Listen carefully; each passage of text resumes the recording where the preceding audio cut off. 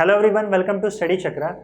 इस वीडियो में हम लोग एंगुलर मोमेंटम देखेंगे एक रिजिड बॉडी का, जो कि एक पर्टिकुलर एक्सिस के अबाउट रोटेट कर रहा है। ठीक है, एक सिंगल पार्टिकल का एंगुलर मोमेंटम कैसे कैलकुलेट करते हैं ये हम लोग देख चुके थे। अगर एक सिंगल पार्टिकल है, किसी डायरेक्शन में उसका मोमेंटम है, तो हम लोग इसका एंगुलर मोमेंटम कैलकुलेट करते हैं about a point. Angular momentum calculate होता है अबाउट अ पॉइंट। ठीक है, अगर एक सिस्टम ऑफ पार्टिकल्स है तो उसका भी हम लोग एंगुलर मोमेंटम कैलकुलेट करेंगे अबाउट अ पॉइंट। मान लो अलग अलग डायरेक्शन में ये सारे पार्टिकल्स मूव कर रहे हैं, तो हम क्या करेंगे बताओ, अबाउट दिस पॉइंट अगर मुझे एंगुलर मोमेंटम कैलकुलेट करना है इस पूरे सिस्टम का, तो मैं इंडिविजुअली हर एक का एंगुलर मोमेंटम कैलकुलेट कर दूंगा अबाउट दिस पॉइंट और फिर सबको ऐड कर दूंगा, तो मुझे टोटल एंगुलर मोमेंटम मिल जाएगा इस पूरे सिस्टम का अबाउट दिस पॉइंट। ठीक है, अब सुनो, अब हम एक स्पेशल सिस्टम ऑफ पार्टिकल्स की बात करेंगे जिसको बोलते हैं रिजिड बॉडी। देखो, हमको पता है कि एक रिजिड बॉडी जो है वो एक सिस्टम ऑफ पार्टिकल्स होता है, पर ये एक स्पेशल सिस्टम ऑफ पार्टिकल्स है जहाँ पे दो पार्टिकल्स के बीच का डिस्टेंस, रिलेटिव डिस्टेंस जो होता है दो पार्टिकल्स के बीच का, वो हमेशा फिक्स होता है ना। तो यहाँ पे हम लोग को पता है कि एक रिजिड बॉडी अगर सपोज करो रोटेट करता है, and it will rotate about an axis. हम इसको एक पर्टिकुलर एक्सिस या लाइन के अबाउट फिक्स करेंगे, तो इस एक्सिस के अबाउट ये रोटेट करेगा। ओके, तो मान लेते हैं कि ये जो रिजिड बॉडी है it is rotating about this axis with angular velocity omega, और एंगुलर वेलोसिटी ओमेगा से अगर रोटेट कर रहा है तो ये भी हमको पता है कि इसके जितने भी पार्टिकल्स हैं सबका एंगुलर वेलोसिटी ओमेगा फिक्स होगा, सेम होगा। तो यहाँ पे हम लोग क्या करेंगे, अगर इसका एंगुलर मोमेंटम कैलकुलेट करना है तो इसका एंगुलर मोमेंटम होगा अबाउट एक्सिस। सबका अबाउट पॉइंट था, लेकिन अगर एक रिजिड बॉडी है वो रोटेट कर रहा है अबाउट एन एक्सिस, तो उसका जो एंगुलर मोमेंटम कैलकुलेट होगा that will be about an axis. ठीक है, तो यहाँ पे काम वही करना है कि जितने भी इंडिविजुअल पार्टिकल्स हैं, अगर एक बॉडी रोटेट करता है तो उसके जो भी पार्टिकल्स होते हैं दे परफॉर्म सर्कुलर मोशन। तो अगर ये ऐसे घूम रहा है तो ये वाला पार्टिकल मान लो यहाँ पे है, तो ये ऐसे सर्कुलर मोशन परफॉर्म करेगा। इसका सेंटर जो होगा वो यहाँ पे लाई करेगा, इस एक्सिस पे लाई करेगा। उसी तरीके से दूसरा पार्टिकल है वो भी सर्कल में घूमेगा। तो ऐसे जो भी पार्टिकल्स इसके होंगे they will all perform circular motion, और उसके सबके सेंटर्स इस एक्सिस पे होंगे, और सारे जितने भी पार्टिकल्स हैं उन सबका स्पीड अलग अलग होगा, अलग अलग स्पीड से वो घूमने वाले हैं। सबका एंगुलर वेलोसिटी सेम होगा लेकिन सबका स्पीड अलग अलग होता है, ये हम लोग को पता है। मान लो ये यहाँ पे इस डायरेक्शन में जा रहा है विथ वेलोसिटी v1,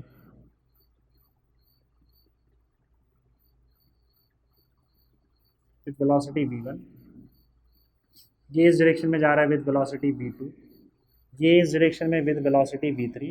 इस तरीके से सबके डायरेक्शंस हैं। ठीक है, ये इस सर्कल में घूम रहा है और इसका एक्सिस से जो परपेंडिकुलर डिस्टेंस है इसको हम लोग r1 मान लेते हैं।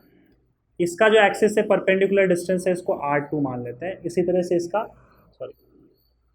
ये क्या होगा, r3 होगा, ये r3 होगा। तो अगर मैं सपोज करूँ किसी एक पार्टिकल को उठाता हूँ, जैसे मान लो इस पार्टिकल को मैंने उठाया और इसको अब हम लोग देखते हैं ऐसे, ये पार्टिकल है, ये सर्कल में घूम रहा है और यहाँ पे एक्सिस ऑफ रोटेशन ऐसे पास हो रहा है। मान लो ये डिस्टेंस है वो है r रेडियस में घूम रहा है और इसकी वेलोसिटी ऐसी होगी, सर्कल में घूम रहा है तो ये टेंजेंशियल वेलोसिटी होगी इसके पास। ठीक है, थोड़ा ध्यान से समझ लो इस चीज़ को।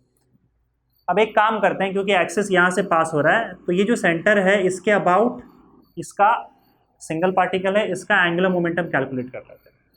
ठीक है, तो मुझे बताओ इसका एंगुलर मोमेंटम क्या होगा। अगर इसका एंगुलर मोमेंटम L होगा तो L क्या होता है, R क्रॉस P होता है। एंड व्हाट इज P, इसका मैग्नीट्यूड अगर हम देखें तो R into P into sine theta. ठीक है, जिस डायरेक्शन में वेलोसिटी होती है उसी डायरेक्शन में हमारा मोमेंटम होता है। तो यहाँ पे क्लियरली दिख रहा है कि अगर मैं पोजीशन वेक्टर r बनाऊँ यहाँ पे तो ये इस डायरेक्शन में जाएगा, और आपका मोमेंटम जो है वो टेंजेंशियली इस डायरेक्शन में है, तो दोनों एक दूसरे के परपेंडिकुलर, थीटा होगा 90 डिग्री और साइन थीटा 1 होता है, तो ये हट जाएगा r इंटू पी, सीधा सीधा। तो अगर एक सर्कल में कोई पार्टिकल घूम रहा है तो अबाउट सेंटर उसका जो एंगुलर मोमेंटम होगा वो एंगुलर मोमेंटम होगा रेडियस का वैल्यू मल्टीप्लाइड बाय मोमेंटम का मैग्नीट्यूड, बस। ठीक है, मोमेंटम क्या होता है, मास इनटू वेलोसिटी। तो इसका मतलब आपका जो एंगुलर मोमेंटम आ गया वो mvr आ गया। एक सर्कल में पार्टिकल अगर घूम रहा है तो उसका एंगुलर मोमेंटम याद रखो अब, मास into velocity into value of radius. ठीक है, तो ऐसे हम क्या करेंगे, यहाँ पे देखो जितने भी पार्टिकल्स है वो सारे सर्कल में ही घूम रहे हैं, तो सबका एंगुलर मोमेंटम यही आएगा mvr। ठीक है, तो सबको ऐड कर देंगे हम लोग, और ऐड करके हमको टोटल एंगुलर मोमेंटम मिल जाएगा इस पूरे बॉडी का अबाउट दिस एक्सिस। से ये सारे के सारे मोमेंटम को हम ऐड इसीलिए कर रहे हैं, और इसके मैग्नीट्यूड को डायरेक्ट ऐड कर दो आप। इन सब के मैग्नीट्यूड को डायरेक्टली ऐड इसीलिए कर सकते हैं क्योंकि सबका डायरेक्शन देखो सेम होगा। सी अगर सपोज करो आप यहाँ पे वेक्टर प्रोडक्ट निकालो, वेक्टर प्रोडक्ट के हिसाब से सबका डायरेक्शन निकालो एंगुलर मोमेंटम का, देखो सब इसी तरीके से घूमेंगे। तो अगर r क्रॉस p निकालोगे सबका, तो r क्रॉस p इसी तरीके से बाहर आएगा।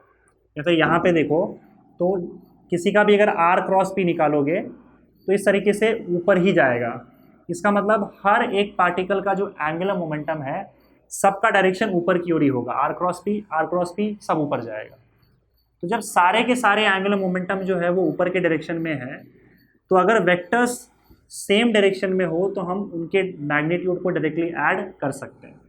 तो बस करना इतना है कि जितने भी यहाँ पे आपको पार्टिकल्स दिख रहे हैं सबका एंगुलर मोमेंटम इंडिविजुअली निकालो और उसके अबाउट उसके सेंटर निकाल लो, और उसके बाद उन सबको ऐड कर दो, तो मुझे टोटल एंगुलर मोमेंटम इस रिजिड बॉडी का मिलेगा अबाउट दिस एक्सिस। ठीक है, सो तो यहाँ पे मैं लिख रहा हूँ एंगुलर मोमेंटम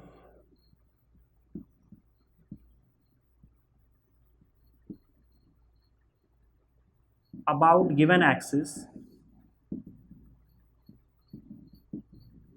उसको L मान लेते हैं। ये क्या होगा बताओ, L1 plus L2 plus L3 plus dot dot dot L। तो काम करते फिलहाल मैग्नीट्यूड में काम करते हैं, तो ये वेक्टर साइन में हटा दे रहा हर जगह से। डायरेक्टली मैग्नीट्यूड्स ऐड कर सकते हैं, मैंने बताया अभी, क्योंकि सबका जो एंगुलर मोमेंटम का डायरेक्शन है वो सेम ऊपर की ओर है, सबका डायरेक्शन सेम है, तो आप डायरेक्टली मैग्नीट्यूड ऐड कर दो, कोई प्रॉब्लम नहीं है। L1 क्या होगा बताओ, अभी बताया था सर्कल में घूम रहा है, तो इसका एंगुलर मोमेंटम हमने निकाला था L1 is equal to mvr। यहाँ पे फिर से देख लेते हैं, L1 will be equal to क्या था, rp साइन थीटा था, या r1 p1 साइन थीटा। पहले पार्टिकल के लिए, पहला पार्टिकल r1 रेडियस में घूम रहा है, rp साइन थीटा होता है ना, p1 मोमेंटम है, rp साइन थीटा। लेकिन यहाँ पे मैंने बताया था कि थीटा का वैल्यू हमेशा 90 डिग्री होगा, तो r इंटू पी होगा, since theta is equal to 90 degree sine theta is 1। So L1 will be equal to r1 into m1 into v1। Okay, तो ये क्या हो जाएगा बताओ, mvr, L1 is equal to m1 v1 into r। Okay,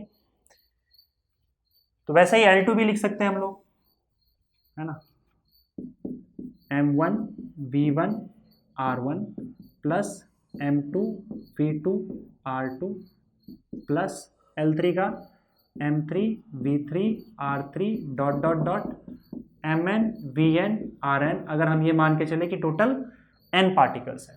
ठीक है, अब सुनो, अगर एक सर्कल में कोई पार्टिकल सर्कुलर मोशन परफॉर्म कर रहा है विथ वेलोसिटी v और ये r रेडियस है, तो इसका जो रिलेशन होता है एंगुलर वेलोसिटी के साथ, देखो सारे पार्टिकल्स ओमेगा एंगुलर वेलोसिटी के साथ घूम रहा है, तो वो रिलेशन क्या होता है, v is equal to R omega, ये हम लोग को पता है, तो ये रिलेशन हम लोग यहाँ पे यूज कर रहे हैं। ठीक है, so v1 is equal to r1 omega होगा, v2 is equal to r2 omega, ऐसे dot dot dot vn is equal to rn omega होगा। ठीक है, सब में मैंने ओमेगा ओमेगा इसलिए लिखा है क्योंकि अगर एक बॉडी रोटेट करता है तो उसके हर एक पार्टिकल का एंगुलर वेलोसिटी सेम होता है, इसलिए ओमेगा ओमेगा सबके लिए सेम होगा। अब ये सारे वैल्यूज उठा के इसमें डाल दो तो एल का वैल्यू क्या आएगा बताओ। m1 v1 is equal to r1 omega into r1 plus m2 r2 omega into r2 plus m3 r3 omega into r3, ऐसे dot dot dot mn rn omega into rn। तो r1 ये square हो जाएगा, तो ये क्या होगा m1 r1 square into omega plus m2 r2 square into omega plus m3 r3 square into omega dot dot dot mn rn square into omega.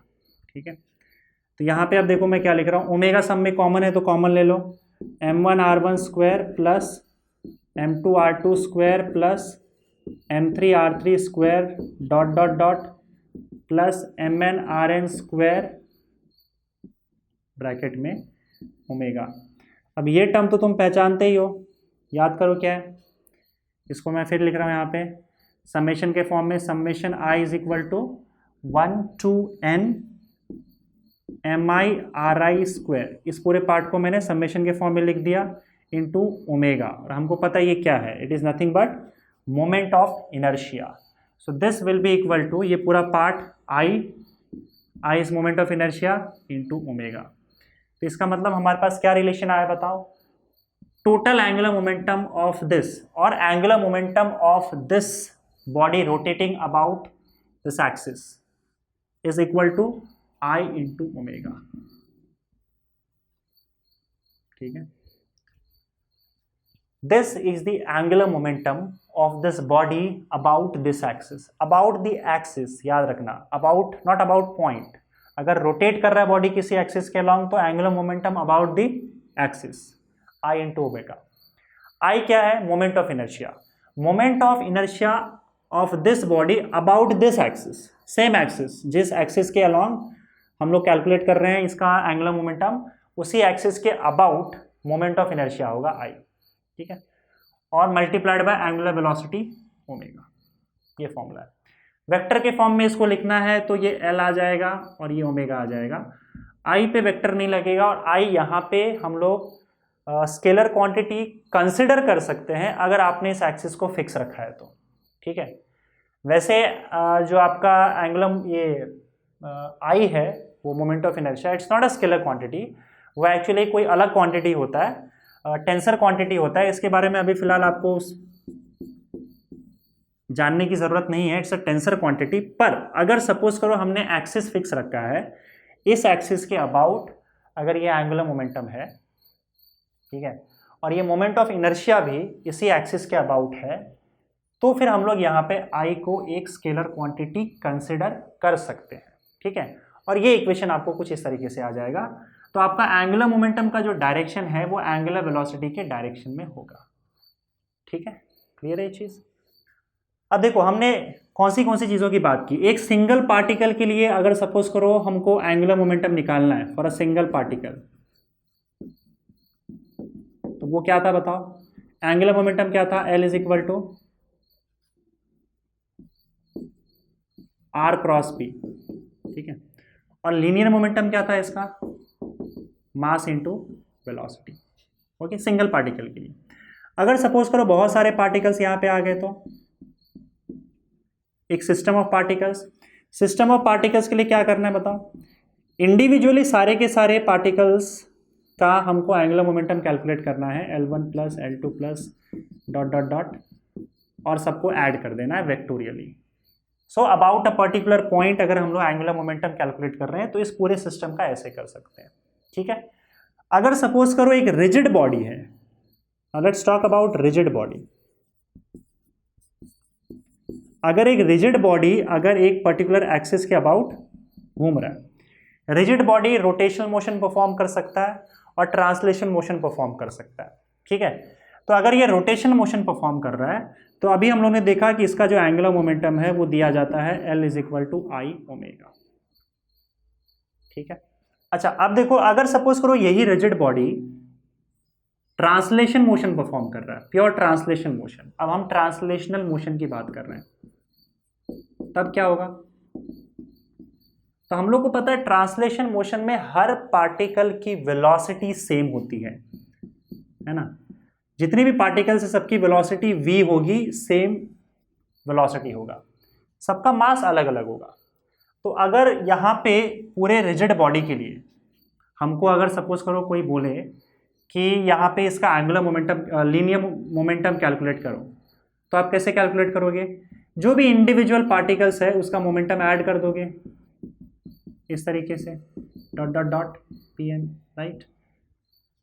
अब देखो इंडिविजुअली अगर देखा जाए तो इसका क्या होगा, पहला पार्टिकल का मास मल्टीप्लाइड बाय वेलोसिटी प्लस दूसरे पार्टिकल का मास मल्टीप्लाइड बाय वेलोसिटी, ऐसे करते जाओ, लास्ट एन पार्टिकल का मास इंटू वेलोसिटी। अब क्योंकि सबकी वेलोसिटी सेम रहती है तो हम क्या कर सकते हैं, इस v को कॉमन ले लो, तो बचेगा क्या, m1 plus m2 plus dot dot dot plus mn into velocity v। Okay, now what is this? This is total mass of this system. ये जो पूरा बॉडी है, इस बॉडी का टोटल मास है।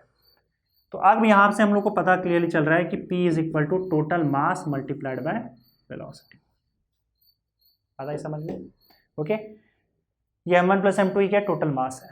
तो अगर मैं एक रिजिड बॉडी की बात करूं, तो ये रिजिड बॉडी के केस में आपका जो एंगुलर मोमेंटम है वो कैसे दिया जाएगा, इस बॉडी का total mass multiplied by velocity, जिस वेलोसिटी से आगे जा रहा है।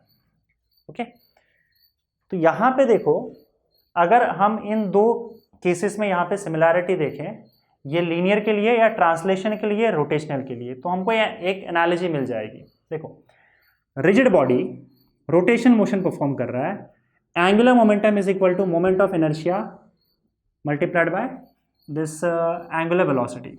ओके, और यहाँ पे अगर वो सिर्फ ट्रांसलेशन मोशन परफॉर्म कर रहा है तो linear momentum is equal to mass into linear velocity. तो यहाँ पे एंगुलर मोमेंटम की जगह पे लीनियर मोमेंटम आ गया, या लीनियर मोमेंटम की जगह पे एंगुलर मोमेंटम आ गया। मास जो ट्रांसलेशन मोशन में काम करता है वही काम रोटेशनल मोशन में मोमेंट ऑफ इनर्शिया करता है, ये भी हम लोग को पता है। तो m की जगह पे i आ गया, और यहाँ पे लीनियर वेलोसिटी की जगह एंगुलर वेलोसिटी आ गया। तो सेम उसी फॉर्म में इक्वेशन हमको मिल रहा है रोटेशनल मोशन के लिए, जैसा हमारे पास ट्रांसलेशन मोशन के लिए है। ठीक है, थैंक यू।